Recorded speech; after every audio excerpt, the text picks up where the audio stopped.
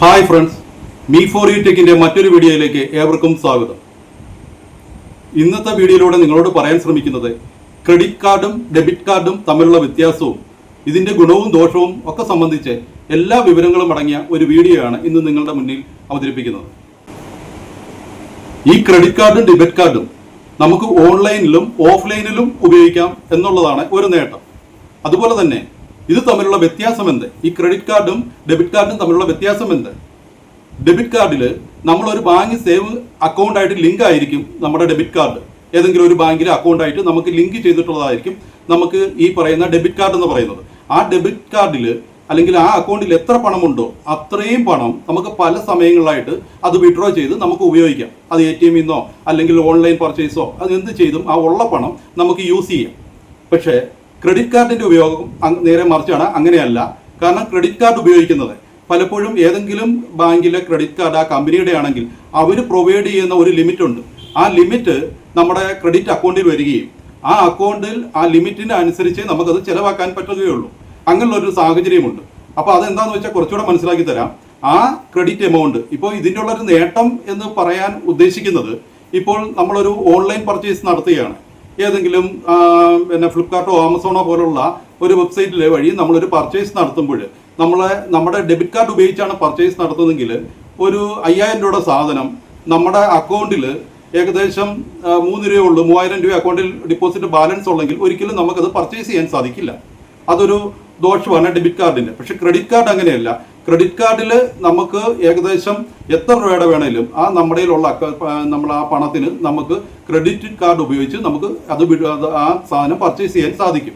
അതാണ് ഇത് തമ്മിലുള്ള പ്രധാന വ്യത്യാസങ്ങൾ. അപ്പം ക്രെഡിറ്റ് കാർഡ് നമുക്ക് ഏത് ബാങ്കിൽ നിന്നാണോ അനുവദിച്ചത് ആ ബാങ്ക് ആയിരിക്കും അവർക്ക് പണം നൽകുന്നത്. അപ്പോൾ അതിനൊരു നിശ്ചിത പീരീഡ്, ഒരു സമയം, ഒരു ടൈം ഓഫ് പീരീഡ് നമുക്ക് അനുവദിക്കും.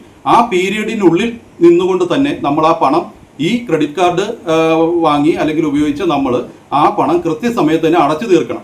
ആ ടൈം ഓഫ് പീരീഡിനുള്ളിൽ അടച്ചു തീർത്തിട്ടില്ലെങ്കിൽ നമുക്ക് എക്സ്ട്രാ ഫൈനും ഡ്യൂവും ഒക്കെ വരും. അത് നമ്മൾ പ്രത്യേകം ഇതിനകത്ത് ശ്രദ്ധിക്കേണ്ട കാര്യമാണ്. ഇത് പറയുന്നത് എലിജിബിലിറ്റിയെ കുറിച്ചാണ്. ഈ പറയുന്ന ഡെബിറ്റ് കാർഡിന്റെ എലിജിബിലിറ്റി പറയുന്നത്, ഇപ്പം നമുക്കൊരു ഒരു ബാങ്കിൽ ഒരു സേവിങ് അക്കൗണ്ട്, കറണ്ട് അക്കൗണ്ട് ഉണ്ടെങ്കിൽ തീർച്ചയായിട്ടും നമുക്കൊരു ഡെബിറ്റ് കാർഡ് നമുക്ക് അനുവദിച്ച് കിട്ടും. അതിന് പ്രത്യേക പരിഗണനയൊന്നുമില്ല. നമ്മൾ ആ ബാങ്കിൽ നിന്ന് നമുക്ക് കാർഡ് കിട്ടും. പക്ഷെ ഒരു ക്രെഡിറ്റ് കാർഡിന്റെ അവസ്ഥ അങ്ങനല്ല. കാരണം ഒരു ബാങ്കായിട്ട് നമ്മൾ അല്ലെങ്കിൽ ഏതെങ്കിലും ഒരു കമ്പനിയായിട്ട് ക്രെഡിറ്റ് കാർഡിന് നമ്മൾ അപേക്ഷിക്കുമ്പോൾ അപ്പം നമുക്ക് ആ ക്രെഡിറ്റ് തിരിച്ചടയ്ക്കാനുള്ള യോഗ്യതയുണ്ടോ, നമ്മുടെ ക്രെഡിറ്റ് ഹിസ്റ്ററി അല്ലെങ്കിൽ മറ്റ് വായ്പകളൊക്കെ എടുത്തിട്ടുണ്ടോ, ഇതിലൊക്കെ ഏറ്റവും അത്യന്താപേക്ഷമായിട്ട് നമ്മുടെ ചെക്ക് ചെയ്യുന്നത് നമ്മുടെ സിബിൽ സ്കോർ തന്നെയായിരിക്കും. അവിടെ ക്രെഡിറ്റ് റിപ്പോർട്ട്, ക്രെഡിറ്റ് സ്കോർ ഒക്കെ ചെക്ക് ചെയ്ത് നമ്മുടെ ലോണിന് തിരിച്ചടവ് ശേഷി ഉണ്ടോ എന്നൊക്കെ മനസ്സിലാക്കിയിട്ട് നമ്മുടെ സാലറി സർട്ടിഫിക്കറ്റ്, ഇൻകം സർട്ടിഫിക്കറ്റ് ഒക്കെ നൽകി, നമ്മുടെ തൊഴിൽ സർട്ടിഫിക്കറ്റ് ഒക്കെ നൽകിയേ നമുക്കത് അനുവദിക്കുകയുള്ളൂ, കമ്പനി അല്ലെങ്കിൽ ബാങ്ക് അനുവദിക്കുകയുള്ളൂ. ഇതാണ് അവ തമ്മിലുള്ള എലിജിബിലിറ്റിയിൽ ഉണ്ടാകുന്ന വ്യത്യാസം. അടുത്തതായി പറയുന്നത് ഇൻട്രസ്റ്റ് റേറ്റ് ആണ്. കാരണം നമ്മളുടെ ഡെബിറ്റ് കാർഡിന് നമ്മളുടെ പണം തന്നെയാണ്, നമ്മുടെ സേവിങ് അക്കൗണ്ടിൽ കിടക്കുന്ന പണമാണ്. ഈ പണം നമ്മൾ വിനിയോഗിക്കുന്നതിന് പ്രത്യേക ഇൻട്രസ്റ്റ് റേറ്റോ നമുക്ക് ഇൻട്രസ്റ്റോ ഒന്നും തന്നെയില്ല. പക്ഷെ ക്രെഡിറ്റ് കാർഡിന്റെ അവസ്ഥ അങ്ങനെയല്ല. ഈ കമ്പനിയോ അല്ലെങ്കിൽ ബാങ്കോ അനുവദിച്ചു തരുന്ന ആ ഫണ്ട് നമുക്ക് കൃത്യമായിട്ട് അവരൊരു ടൈം ഓഫ് പീരീഡ് പറയുന്നുണ്ട്. അതിനുള്ളിൽ തന്നെ നമ്മളത് തിരിച്ച് അടച്ചിരിക്കണം. അതിന് ഏകദേശം 20 മുതൽ 50 ദിവസം വരെ ഏകദേശമുണ്ട്. ആ സമയത്തിനുള്ളിൽ ആ പറയുന്ന സമയത്തിനുള്ളിൽ നമ്മൾ തിരിച്ചടയ്ക്കുകയാണെങ്കിൽ ഈ ക്രെഡിറ്റ് കാർഡിന് 1 രൂപ പോലും ഇൻട്രസ്റ്റ് ആകുന്നതായിരിക്കില്ല.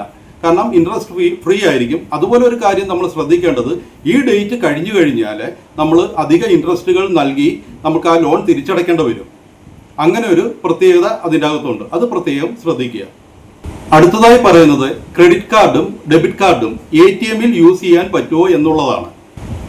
ക്രെഡിറ്റ് കാർഡും ഡെബിറ്റ് കാർഡും ഉപയോഗിച്ച് ATM-ൽ നിന്ന് പണം പിൻവലിക്കാൻ സാധിക്കും. ഡെബിറ്റ് കാർഡിൽ നിന്ന് നമ്മുടെ സേവിങ് അക്കൗണ്ടിൽ എത്രയുണ്ടോ അത്രയും തന്നെ പണം നമുക്ക് പിൻവലിക്കാം പല സമയങ്ങളിലായിട്ട്. അതുപോലെ ക്രെഡിറ്റ് കാർഡിൽ അങ്ങനെ ഒരു അവസ്ഥയല്ല. കാരണം അതിൻ്റെ അകത്ത് നമുക്ക് ബാങ്ക് തന്നിരിക്കുന്നത്രോളം പണം നമുക്ക് അതിൻ്റെ അകത്തുനിന്ന് പിൻവലിക്കാവുന്നതാണ്. അങ്ങനെ ഒരു സാഹചര്യം അതിൻ്റെ അകത്തുണ്ട്. ആ ബാങ്ക് തന്ന പണം പിന്നീട് തിരിച്ചടച്ചാൽ മതി. ഒരു എമർജൻസി സിറ്റുവേഷൻ ഒക്കെ വരികയാണെങ്കിൽ ക്രെഡിറ്റ് കാർഡ് വളരെയധികം യൂസ് ചെയ്യും. അതെങ്ങനെയാണെന്ന് വെച്ചാൽ, ഏതെങ്കിലും സാഹചര്യത്തിൽ ഒരു അസുഖമോ എന്തെങ്കിലും ബുദ്ധിമുട്ടോ നമുക്കുണ്ടായാൽ പ്രത്യേക ഒരു ഫണ്ട് നമുക്ക് വേണം. ആ ഫണ്ട് ഉടൻ തന്നെ നമുക്ക് ഈ ബാങ്കിൽ അനുവദിച്ച് വാങ്ങി നമുക്കത് യൂസ് ചെയ്യാൻ പറ്റും. അവരാ പറയുന്ന സമയത്തിനുള്ളിൽ നമ്മളത് തിരിച്ചടച്ചാൽ മതിയായിരിക്കും. അങ്ങനെ ഒരു വലിയൊരു നേട്ടം ഈ ക്രെഡിറ്റ് കാർഡിനുണ്ട്. ക്രെഡിറ്റ് കാർഡും ഡെബിറ്റ് കാർഡിന്റെ ഉപയോഗം സിവിൽ സ്കോറിനെ അഥവാ നമ്മുടെ ക്രെഡിറ്റ് സ്കോറിനെ ബാധിക്കുമോ? അതാണ് അടുത്ത ചോദ്യം.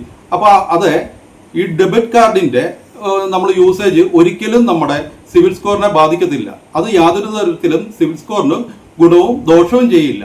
പക്ഷെ ക്രെഡിറ്റ് കാർഡിന്റെ അവസ്ഥ അങ്ങനെയല്ല. ക്രെഡിറ്റ് കാർഡിന്റെ അവസ്ഥ എന്ന് പറഞ്ഞാൽ കൃത്യമായിട്ട് നമ്മൾ ആ പണം വിനിയോഗിക്കുകയാണെങ്കിൽ നമുക്ക് ക്രെഡിറ്റ് ഹിസ്റ്ററിയിൽ നല്ലൊരു പോയിന്റ് ഉണ്ടാകുകയും സിവിൽ സ്കോർ വർദ്ധിക്കുകയും ചെയ്യും.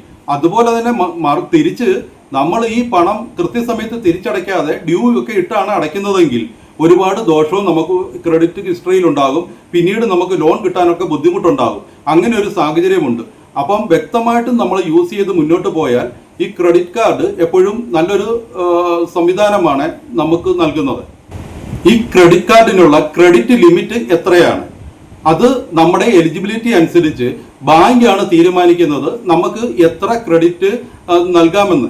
ആ ക്രെഡിറ്റ് കൃത്യമായി നമുക്ക് ആദ്യം നൽകുകയും ആ ക്രെഡിറ്റ് അവർ ആ പറയുന്ന ടൈമിനുള്ളിൽ തന്നെ, ആ പീരീഡ് ഓഫ് ടൈമിൽ തന്നെ തിരിച്ചടയ്ക്കുകയും വേണം. അങ്ങനെ കൃത്യമായി തിരിച്ചടച്ചുകൊണ്ട് ഇരുന്നാൽ മാത്രമേ ഈ ഫണ്ട് റിന്യൂ ചെയ്ത് നമ്മുടെ അക്കൗണ്ടിലേക്ക് വരികയുള്ളൂ എന്നുള്ള കാര്യം പ്രത്യേകം ഓർക്കേണ്ടതാണ്. അതുപോലെ ഡെയിലി യൂസേജ് ലിമിറ്റ് ഉണ്ടോ?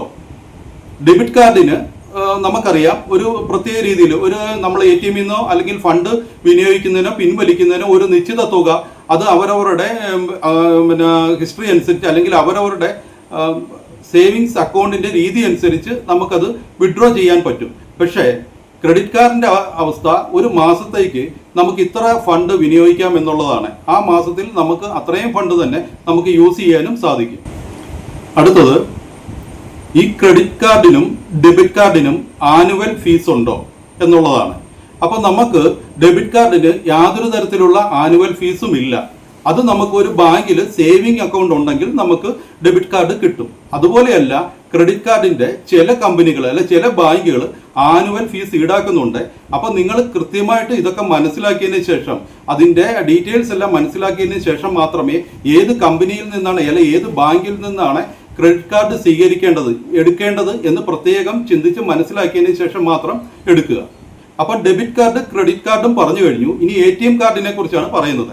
ATM കാർഡ് നമുക്ക് ATMൽ മാത്രമേ നമുക്ക് യൂസ് ചെയ്യാൻ സാധിക്കുകയുള്ളൂ. ATMൽ പണം ഇടാനും അതുപോലെ തന്നെ പണം പിൻവലിക്കാനും നമുക്ക് ATM കാർഡ് കൊണ്ട് സാധിക്കും. പക്ഷേ ഒരു ഡെബിറ്റ് കാർഡ് കൊണ്ടും ഒരു ക്രെഡിറ്റ് കാർഡ് കൊണ്ടും ഒക്കെ നമുക്ക് ഓൺലൈനിൽ സാധനം പർച്ചേസ് ചെയ്യാം, അല്ലെങ്കിൽ കടകളിൽ നിന്ന് എന്തെങ്കിലും സാധനങ്ങളൊക്കെ വാങ്ങി നമുക്ക് ഓൺലൈൻ പേയ്മെന്റ് അവിടെ നടത്താം. ഇതൊക്കെ നമുക്ക് ചെയ്യാൻ സാധിക്കും ഡെബിറ്റ് കാർഡും അല്ലെങ്കിൽ ക്രെഡിറ്റ് കാർഡും കൊണ്ട്. ATM കാർഡ് കൊണ്ട് ആ ഒരു സാഹചര്യം ഇല്ല. അപ്പൊ ഇവ സംബന്ധിച്ച് എല്ലാ വിവരങ്ങളും കൈമാറിയെന്ന് വിശ്വസിക്കുന്നു. വീഡിയോ ഇഷ്ടപ്പെട്ടാൽ ലൈക്ക് ചെയ്യാനും ഷെയർ ചെയ്യാനും മറക്കാതിരിക്കുക. അതുപോലെ തന്നെ സബ്സ്ക്രൈബ് ചെയ്യുക. Thank you very much.